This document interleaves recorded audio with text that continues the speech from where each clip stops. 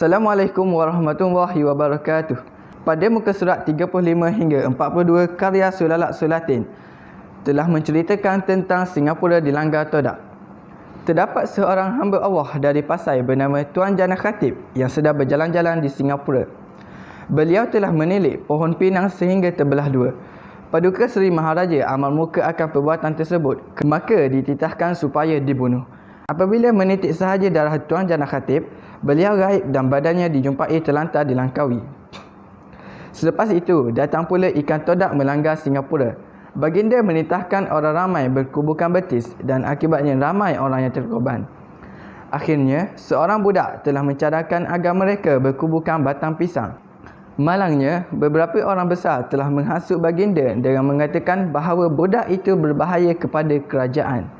Ini kerana sekiranya dia begitu pintar ketika masih kecil, betapa lagi setelah dia dewasa.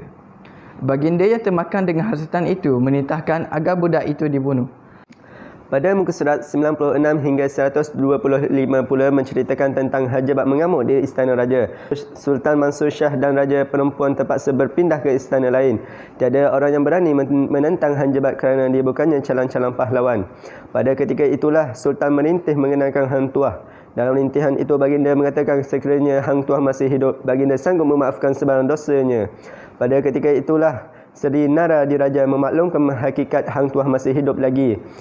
Seterusnya Hang Tuah dijemput dan dititahkan oleh baginda agar membasuh arang di mukanya. Hanjabat terkejut melihat Hang Tuah masih hidup dan mengatakan bahawa dia bertindak sedemikian kerana menyangka Hang Tuah sudah mati.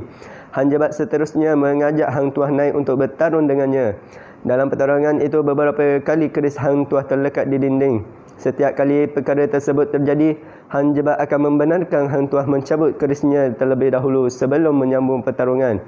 Namun begitu, apabila keris Hanjabat tertikam pada dinding, Hang Tuah mengambil kesempatan untuk menikam Hanjabat. Kesimpulannya, kitab ini telah dikatakan sebagai sejarah Melayu yang penting dan telah menjadi sebagai sumber persejarahan Melayu dan dokumen kebudayaan Melayu yang penting di Malaysia. Sejarah Melayu penuh dengan pelbagai sejarah masyarakat Melayu, Jawa, Brunei, Patani dan Champa serta bangsa-bangsa di Nusantara. Terdapat berbagai-bagai peristiwa yang telah tercatat dalam karya ini seperti salah-sirah raja-raja, kepahlawanan, kasih sayang dan sebagainya yang menggambarkan kehidupan masyarakat Melayu pada zaman dahulu. Karya agung Sulalak Sulatin. Sekian, terima kasih.